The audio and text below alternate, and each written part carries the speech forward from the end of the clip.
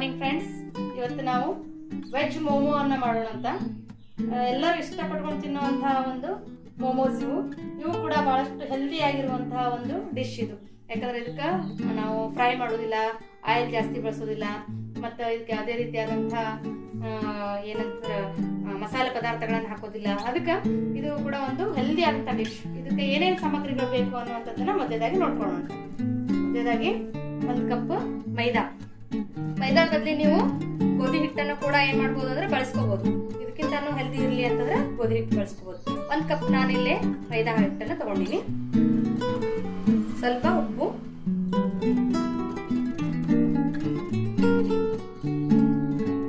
ಒಂದು stuffing ready ಮಾಡ್ಕೊಳಕ್ಕೆ ಬೇಕಾದಂತಹ ಒಂದು ಅಡಿಗೆ ಎಣ್ಣೆ, ಕಾಲಿಸ್ಕೊಳ್ಳಿಕ್ಕೆ ಸ್ವಲ್ಪ ನೀರು, ಮತ್ತು ಸೋಯಾ ಸಾಸ್, ವಿನಿಗರ್, ಹಸಿ ಈರುಳ್ಳಿ, ಮೆಣಸಿನಕಾಯಿ, ಸ್ವಲ್ಪ ಸಣ್ಣಗೆ ಹೆಚ್ಕೊಂಡಿರುವಂತಹ ಒಂದು ಬೆಳ್ಳುಳ್ಳಿ, ಶುಂಠಿ, ಮತ್ತೆ ಈಗ ವೆಜಿಟೇಬಲ್ಸ್ ಏನ್ ಬೇಕು ಅಂತಂದ್ರ ಈ ಒಂದು ಗಜ್ರಿ ಮತ್ತು ಕ್ಯಾಬೇಜ್,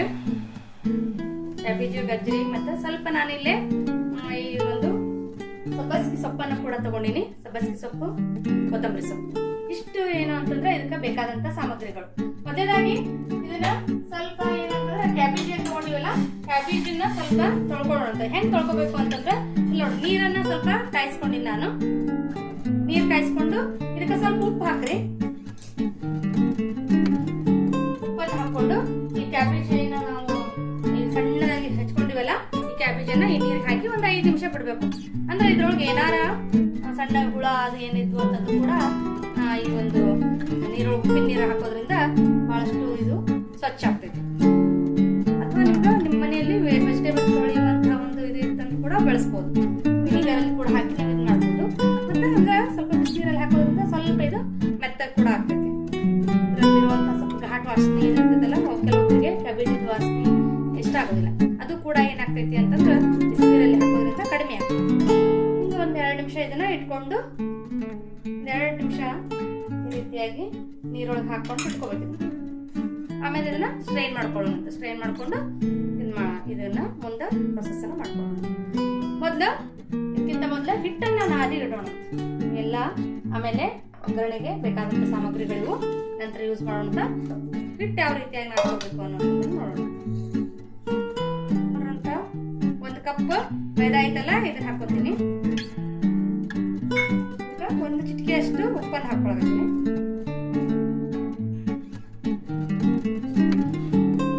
ಹಾಕೊಂಡು ಇದನ್ನ ಹಾಕೊಂತೇವೆ. ಬಹಳ ಗಟ್ಟಿನೂ ಅಲ್ಲ, ಬಹಳ ತಿಳುನೂ ಅಲ್ಲ, ಆ ರೀತಿಯಾಗಿ ಏನು ಅಂತಂದ್ರೆ ಇದನ್ನ ನಾದ್ಕೋರಿ. ಒಂದು 1/4 ಕಪ್ ಅಷ್ಟು ನೀರಾಗ ಸಾಕಾಗ್ತೈತಿ. ಅಷ್ಟು ಏನ್ ಮಾಡ್ಬೇಕು ಅಂತಂದ್ರೆ ಹಾಕೊಂಡು ಚೆನ್ನಾಗಿ ನಾದ್ಕೋಬೇಕು. ಇದನ್ನ ಸ್ವಲ್ಪ ಮೆತ್ತಗ ಇದನ್ನೆಲ್ಲ ಬಿಟ್ಟು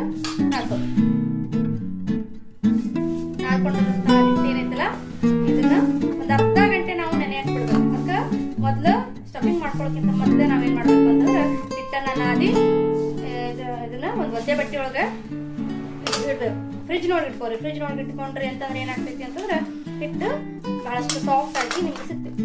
ನೋಡ್ರಿ, ಇಷ್ಟು ಸಾಫ್ಟ್ ಆಗ್ಬೇಕಿತ್ತು. ನೋಡ್ರಿ, ಚಪಾತಿ ಹಿಟ್ಟು ಕಲಿಸ್ಕೊಂತಿಲ್ಲ, ಸ್ವಲ್ಪ ಅಳಸಾದ್ರೂ ನಡಿತೈತಿ. ಅಥವಾ ಚಪಾತಿ ಹಿಟ್ಟು ಅಷ್ಟ ನೀವು ಏನ್ ಮಾಡ್ಬೋದು ಅಂತಂದ್ರೆ ನಾದ್ಕೋರಿ.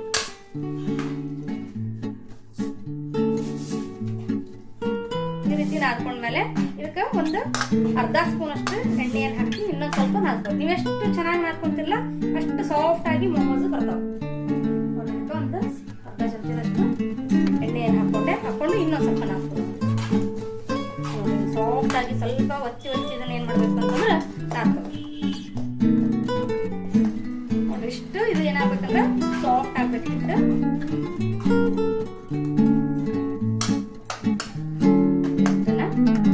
ಒದ್ದೆ ಬಟ್ಟೆಯೊಳಗ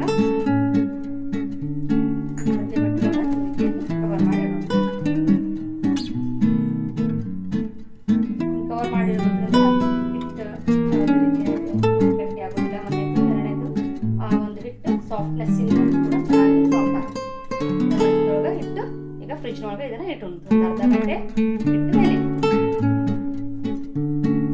ನಾನು ಇಟ್ಕೊಂಡಂಥ ಕ್ಯಾಬೇಜ್ ಏನೈತಲ್ಲ ಅದನ್ನು ಕೂಡ ಸ್ಟ್ರೈನ್ ಮಾಡ್ಕೊಳಕತ್ತೀನಿ. ಈಗ ಸ್ವಲ್ಪ ಈ ರೀತಿ ಪ್ರೆಸ್ ಮಾಡಿಕೊಂಡು ಇದರಲ್ಲಿರುವಂಥ ಎಲ್ಲ ನೀರನ್ನು ಹೋಗಿಸ್ರಿ.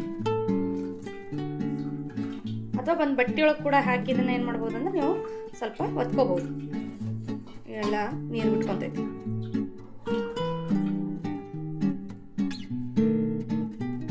ಮಾಡಿ ಇದನ್ನ ಇಟ್ಕೊಳ್ಳೋಣ ಅಂತ. ಈಗ ಮುಂದಿನ ಪ್ರೊಸೆಸ್ ಏನನ್ನು ಅಂತ ನೋಡೋಣ. ಗ್ಯಾಸನ್ನು ಆನ್ ಮಾಡಿಕೊಂಡು ಒಂದು ಫ್ರೈಂಗ್ ಪ್ಯಾನ್ ಅನ್ನು ಇಟ್ಕೊಂಡು ಇದಕ್ಕೆ ಸ್ವಲ್ಪ ಎಣ್ಣೆಯನ್ನು ಹಾಕೋರಿ. ಅಡುಗೆಗೆ ನೀವು ಯಾವ ಎಣ್ಣೆ ಬಳಸ್ತಾರಲ್ಲ ಅದನ್ನ ಸ್ವಲ್ಪ ಸ್ವಲ್ಪ ಭಾಳ ಏನು ಮಾಡಿದಕ್ಕೆ ಇಷ್ಟು ಎಣ್ಣೆಯನ್ನು ಹಾಕೋರಿ. ಈ ಆಯಿಲ್ ಕಾದ್ಮೇಲೆ ನಾವು ಕಟ್ ಮಾಡಿ ಇಟ್ಕೊಂಡಿರುವಂತಹ ಒಂದು ಶುಂಠಿ, ಬೆಳ್ಳುಳ್ಳಿ, ಹಸಿಮೆಣಸಿನಕಾಯಿ ಎಂದವಲ್ಲ ಇವುಗಳನ್ನ ಹಾಕೋಣ.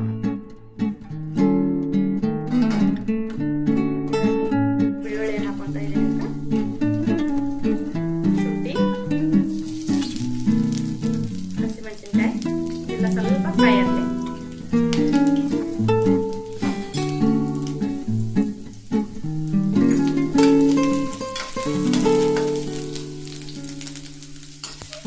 ಇಷ್ಟಾದ್ಮೇಲೆ ಈರುಳ್ಳಿಯನ್ನು ಹಾಕೋಣ ಅಂತ.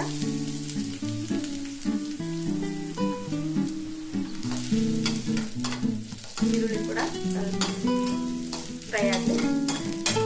ಇದಕ್ಕೇನು ಭಾಳ ಫ್ರೈ ಮಾಡೋದೇನು ಬೇಡ, ಅಂದ್ರೆ ಸ್ಟಫಿಂಗ್ ಏನಂತ ತುಂಬ್ತೀವಲ್ಲ ಅದು ಪೂರ್ತಿಯಾಗಿ ಫ್ರೈ ಆಗೋದೇನು ಬೇಡ, ಸ್ವಲ್ಪ ಮೆತ್ತಗಾದ ಸಾಕು.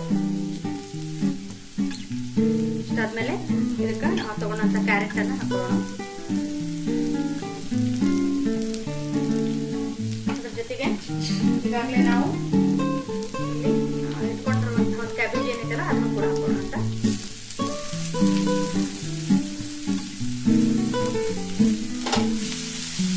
ಇದು ಕೂಡ ಬಹಳ ಬೇಯಬೇಕಂತ ಏನಿಲ್ಲ, ಸ್ವಲ್ಪ ಸಾಫ್ಟ್ ಆಗ್ತಾವೆ. ಇದೇ ಹಂತದೊಳಗ ನಾವು ತಗೊಂಡಂತ ಸಬ್ಬಸ್ಗೆ ಏನಿದೆಯಲ್ಲ ಸಬ್ಬಸ್ಗೆ ಸೊಪ್ಪು ಅದನ್ನು ಕೂಡ ಹಾಕೋಣ. ಕೊತ್ತಂಬರಿ ಸೊಪ್ಪು ಇದನ್ನು ಕೂಡ ಹಾಕೋಣ ಅಂತ.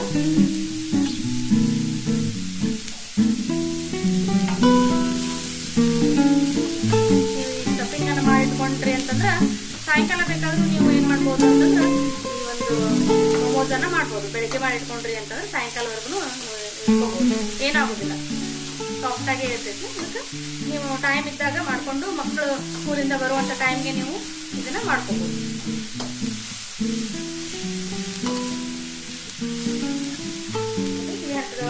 ಸ್ವಲ್ಪ ಉಪ್ಪನ್ನು ಹಾಕೋಣ. ಇದಕ್ಕೆ ಉಪ್ಪೇನು ಭಾಳ ಹಿಡಿಯೋದಿಲ್ಲ, ಒಂದು ಸ್ಪೂನ್ ಅಷ್ಟು ಉಪ್ಪು ಹಾಕೋಣ. ಅಥವಾ ರುಚಿಗೆ ತಕ್ಕಂತೆ ನಿಮ್ಗೆ ಎಷ್ಟು ಬೇಕಲ್ಲ ಸ್ವಲ್ಪ ಉಪ್ಪು ಕಡಿಮೆ ತಿನ್ನೋರು ಸ್ವಲ್ಪ ಕಡಿಮೆ ಹಾಕೋರಿ, ಸ್ವಲ್ಪ ಜಾಸ್ತಿ ತಿನ್ನೋರು ನಿಮ್ಗೆ ಹೆಂಗೆ ರುಚಿ ಬೇಕು ನೋಡ್ರಿ ಅಷ್ಟು ಉಪ್ಪನ್ನು ಹಾಕೋರಿ. ಈಗ ಸ್ವಲ್ಪ ಸೋಯಾ ಸಾಸನ್ನು ಹಾಕೋಣಂತ. ಭಾಳ ಏನು ಬೇಡ, ಒಂದು 2 ಸ್ಪೂನ್, ಸಣ್ಣ ಟೇಬಲ್ ಸ್ಪೂನ್ ಇಲ್ಲ 2 ಟೇಬಲ್ ಸ್ಪೂನ್ ಅಷ್ಟು ಒಂದು ಸೋಯಾ ಸಾಸ್ ಹಾಕೋಣ ಅಂತ. ಸ್ವಲ್ಪ ಸ್ವಲ್ಪ ವಿನಿಗರ್ ಅನ್ನು ಕೂಡ ಹಾಕೋಣ.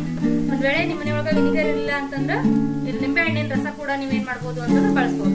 ನಿಂಬೆ ಹಣ್ಣಿನ ರಸ ಬಳಸ್ಬೇಕಾಗಿತ್ತು ಅಂತಂದ್ರೆ ಒಂದು ಸ್ಟವ್ ಅನ್ನ ಆಫ್ ಮಾಡಿ ಆಮೇಲೆ ಹಾಕಿ, ಇಲ್ಲ ಅಂತಂದ್ರೆ ಕಹಿ ಬರುತ್ತೆ. ನಮ್ಮ ಕಡೆ ವಿನಿಗರ್ ಇರೋದ್ರಿಂದ ಸ್ವಲ್ಪ ಸ್ವಲ್ಪ ಒಂದು ಸ್ಪೂನ್ ಅಷ್ಟು ಮಾತ್ರ ವಿನಿಗರ್ ಅನ್ನ ನಾವು ಬಳಸ್ತಾ ಇದ್ದೀವಿ. ಟೇಸ್ಟ್ ವಿನಿಗರ್ ಅನ್ನು ಕೂಡ ಹಾಕಿ ಸ್ಟವ್ ಅನ್ನು ಆಫ್ ಮಾಡ್ರಿ. ಈ ಸ್ಟಫಿಂಗ್ ಪೂರ್ತಿ ಆರ್ಬೇಕು, ಆರಿದ್ಮೇಲೆ ನಾವು ಮೋಮೋಸ್ ಅನ್ನ ಮಾಡ್ಬೇಕು. ಬಿಸಿ ಇದ್ದಾಗಲೇ ಮಾಡಿದ್ರೆ ಒಡೆದು ಹೋಗುವಂತ ಚಾನ್ಸಸ್ ಇರ್ತಾವೆ. ಅದಕ್ಕೆ ಇದನ್ನ ಪೂರ್ತಿಯಾಗಿ ತಣ್ಣಗಾಗಕ್ ಬಿಡ್ರಿ. ಇದು ನೋಡ್ರಿ, ನಾನು ಫ್ರಿಜ್ ನಲ್ಲಿ ಇಟ್ಟಿದ್ದೆಲ್ಲ ಈ ಒಂದು ಒದ್ದೆ ಒಳಗ ಈ ಒಂದು ಹಿಟ್ಟನ್ನ ತಗೊಳ್ಳೋಣ. ಚೆನ್ನಾಗಿ ಹಾಕೊಂಡು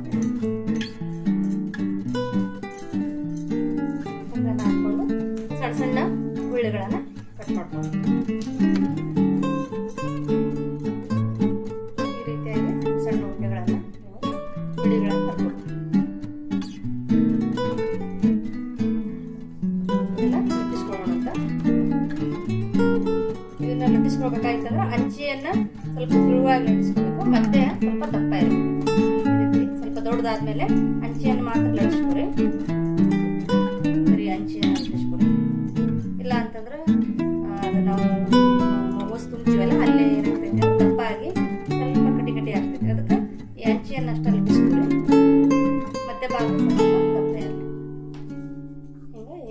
ಎಲೆಗಳನ್ನು ಲಟ್ಟಿಸ್ಕೊಬೇಕು ರೌಂಡ್ ಅಂತ. ಆದಷ್ಟು ಈ ಹಂಚಿಯನ್ನು ಸ್ವಲ್ಪ ಪ್ರೆಸ್ ಮಾಡಿಕೊಂಡು ತೆಳ್ಳಗೆ ಲಟ್ಟಿಸ್ಕೊಬೇಕು.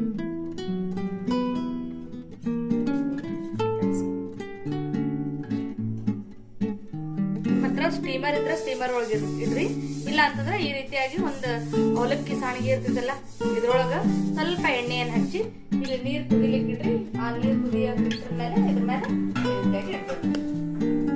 ಸ್ಟೀಮ್ ಮಾಡ್ಬೇಕಲ್ಲ ಅದಕ್ಕೆ ಈ ರೀತಿಯಾಗಿ ಇಟ್ಕೊಳ್ಬೇಕು. ನೀರು ಕುದಿತಾ ಇರಿ. ನೋಡ್ರಿ ನಾವು ಮಾಡಿಟ್ಕೊಂಡಂತಹ ಒಂದು ಈ ವೆಜಿಟೇಬಲ್ ಪಲ್ಯ ಏನಿದೆಯಲ್ಲ ಇದು ಪೂರ್ತಿ ತಣ್ಣಗಾಗೈತಿ. ಇದನ್ನ ಇಷ್ಟು ಹಾಕೊಂಡು ಸ್ವಲ್ಪ ಜಾಸ್ತಿನ ಹಾಕೋಬೇಕು, ಯಾಕಂತಂದ್ರೆ ಈ ಮೊಮೋಸ್ ಒಳಗ ಎಲ್ಲಿನ ಜಾಸ್ತಿ ಇದು ಕಡಿಮೆ ಆಯ್ತು ಅಂತಂದ್ರೆ ರುಚಿ ಆಗಂಗಿಲ್ಲ.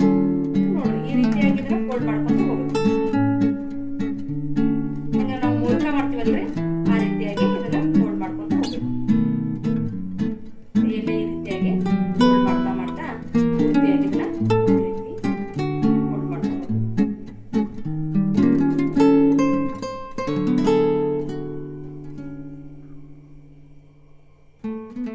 ಮಾಡಿ ಈಗಾಗಲೇ ನಾವು ಏನ ಸ್ಟೀಮರ್ ಇಟ್ಕೊಂಡಿವಲ್ಲ ಸ್ಟೀಮರ್ ಒಳಗೆ ಇಟ್ಕೊಂಡಿರ್ಬೇಕು. ಈ ರೀತಿಯಾಗಿ ಮಾಡ್ಕೊಂತ ಹೋಗ್ಬೇಕು, ಫೋಲ್ಡ್ ಮಾಡ್ಕೊಂತ ಹೋಗ್ಬೇಕು.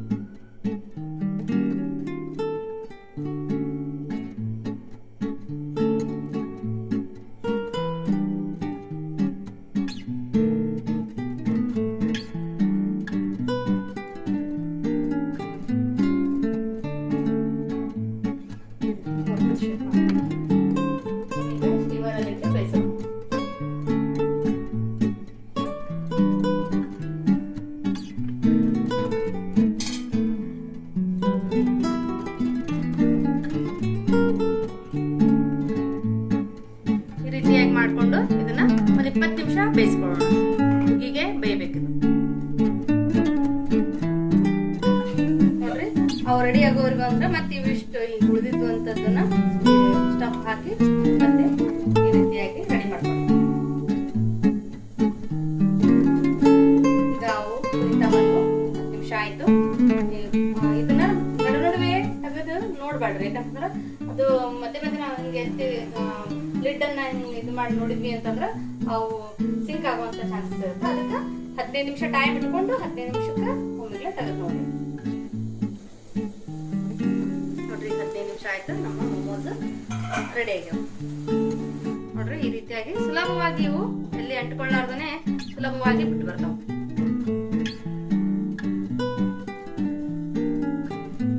ಹಾಗಾದ್ರೆ ಈ ಮೊಮೋಸ್ ರೆಡಿ ಆಗ.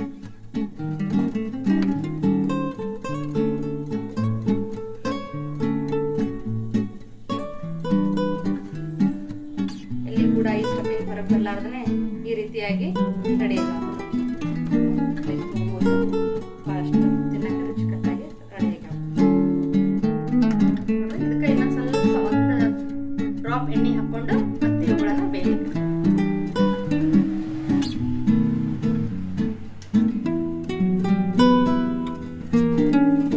ನಾವು ಮಾಡ್ಕೊಂಡಂತ ನಾ 2 ಬ್ಯಾಚ್ ಅಲ್ಲಿ ಬೇಯಿಸ್ಕೊಂಡಿದ್ದೆ.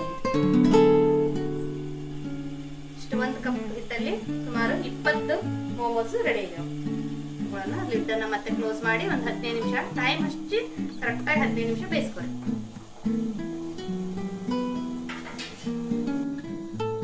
ನೋಡ್ರಿ ಈ ಮೊಮೋಸ್ ಅನ್ನ ಚಟ್ನಿಯೊಂದಿಗೆ ಸೇರೋಣ ಅಂತ.